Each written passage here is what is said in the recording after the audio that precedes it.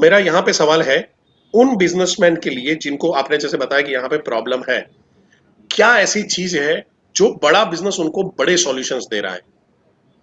जो as a businessman आपके business था, तो आप एज अ बिजनेसमैन उसका आप आंसर हो तो मेरे को ज्यादा हेल्प बिल्कुल मिलेगी। बिल्कुल बिल्कुल बिल्कुल। अ, मैं ऐसा बोलूंगा कि बिजनेस की शुरुआत जो है ना वो मार्केटिंग से होती है। This is awareness. मार्केटिंग क्यों करते हैं हम? अवेयरनेस के लिए, awareness to the right target audience, right. जब सही लोगों को आपके बारे में पता चलता है तो वो लोग पूछते हैं आपसे। It is a first. कोई भी बिजनेस, दुनिया का छोटे से छोटा बिजनेस ले लो, बड़े से बड़ा बिजनेस ले लो, चाहे वो अंबानी का हो या चाहे बाजू में एक एक छोटा सा किराने वाला हो या वो चप्पल सिलने वाला मोची ही क्यों ना हो, धंधा जो आप करते हो ना उसका पहला चीज होता है अवेयरनेस। इसीलिए मार्केटिंग में हम इतना ज्यादा रहते हैं। स्टार्टिंग फ्रॉम मार्केटिंग, जब आप मार्केटिंग से इंक्वायरी जनरेट कर रहे हो, मैं बिजनेस का पूरा प्रोसेस परेश जी समझा दूं? मैं बिजनेस का पूरा प्रोसेस 2 मिनट में। नोट डाउन करना है ना तो लिख लेना। किसी भी बिजनेसमैन को समझने के लिए आपको जो चीज की रिक्वायरमेंट है ना वो क्या है, मैं आपको बताता हूं।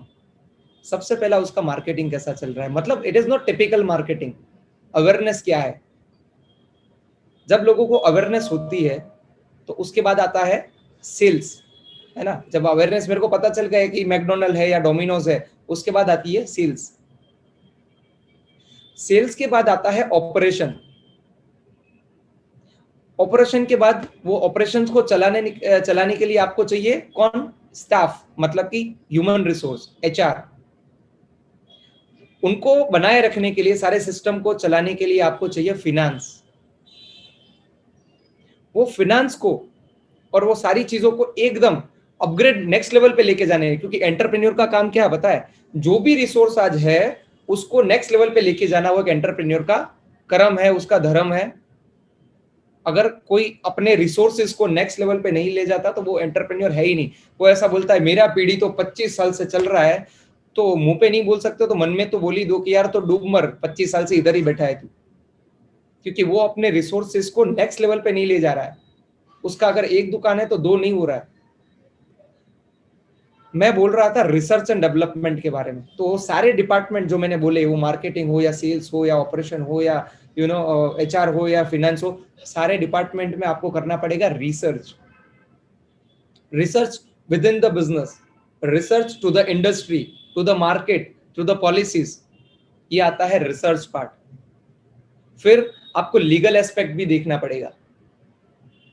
एंड देन ये सारी चीजें जब आप साथ में करते हो ना, इसको बोलते हैं मैनेजमेंट। एक बिजनेसमैन हो सकता है उसकी सेल्स अच्छी चल रही हो, वो स्टेगनेंट होगी, ग्रोइंग मोड पे नहीं होगी।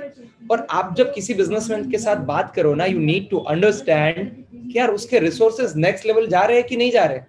मैं जब किसी से बात करता हूँ, मैं पूछता हूँ सर क्या है अभी कस्टमर का फ्लो कैसा रहता है आपका? बोलता है कि सर कोरोना से पहले तो दिन में 50-60 कस्टमर आ जाते थे, अभी 20-25 कस्टमर आ रहे हैं। बोला सर फिर तो धंधा बिल्कुल आधा हो गया और खर्चा तो बढ़ गया कि सर इतना ही है? बोले नहीं सर खर्चा तो इतना ही है पर धंधा कम हो गया। ओहो, ओके ओके ओके। तो अगर यही सिचुएशन चलता रहा सर, क्या लगता है आपको, तो कैसे आप मतलब क्या कर रहे हो सर? प्लानिंग कुछ तो बनाया होगा ना आपने बाहर निकलने के लिए। अरे प्लानिंग क्या सर, बस देखते हैं थोड़ा थोड़ा धीरे धीरे ये सब कम हो जाएगा तो धंधा फिर से लाइन पे आ जाएगा, ऐसा लग रहा है। अच्छा सर वेट कर रहे हो ना, मतलब आप बैठ के वेट कर रहे हो, आपके हाथ में कुछ है नहीं अभी। Okay okay. पर सर आपको पता है कि वो मलई भाई जो है ना, मलई भाई मेरे क्लाइंट है और आपके जैसे ही सेम सिचुएशन पे थे, और वो भी बस ऐसे वेट कर रहे थे। फिर हमने पूरा डिस्कशन किया उसके बिजनेस के बारे में। और जब मलई भाई को मैंने बताया कि ऐसे ऐसे हो सकता है, मलई भाई ने अप्लाई किया ये चीज को। और आज मैं एक चीज बताऊं सर, मलई भाई अपना ओल्ड, मतलब पहले तो आपके पास उनके पास भी दिन में 30-40 कस्टमर आते थे। सर आज मलई भाई दिन में कम से कम 80 से 90 कस्टमर को कैटर करते हैं। और मेरे को ऐसा बोल रहे थे केवल भाई आपने जो सिखाया ना वो तो मजा आ गया, मतलब मैं सोच रहा हूँ 150-200 कस्टमर कैसे अब लेके जाऊं, और अब हम इसके ऊपर काम कर रहे हैं। तो आपको क्या लगता है सर, ऐसी अगर कोई चीज होगी तो आपको इंटरेस्ट आएगा इसमें? ओ माई गॉड, वेरी इंटरेस्टेड। बताओ सर क्या है, कैसे हैं?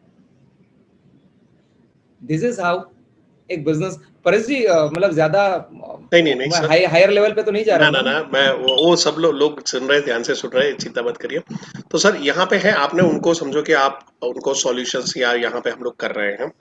तो मैं आप लोगों को यही बताऊंगा कि देखो, बिजनेस में है, जब आप आईबीसी बने हो, तो एक होता है ना, एक पैर में कांटा चुभ गया होता है, तो कितना हम सफर से निकलेगा ना हम नसी से निकलेगा, हमारे पैर का कांटा है, हम ही से निकलेगा। समझ रहे हो? ये हाँ आपको खुद को करना पड़ेगा। ऐसा कभी भी नहीं होगा। देखो, सचिन तेंदुलकर कभी सुनील गावस्कर को कॉपी नहीं किया। सुनील गावस्कर ने कभी क्या बोलते हैं, जो लेजेंडरी क्रिकेटर्स हो गए उनसे आगे वहां पे करके, तो उनसे कभी ही नहीं हुआ है। सब अपने अपने लेवल पे आए हैं। फिर महेंद्र सिंह धोनी हो, विराट कोहली, सबने अपना अपना स्टाइल डाला हुआ है।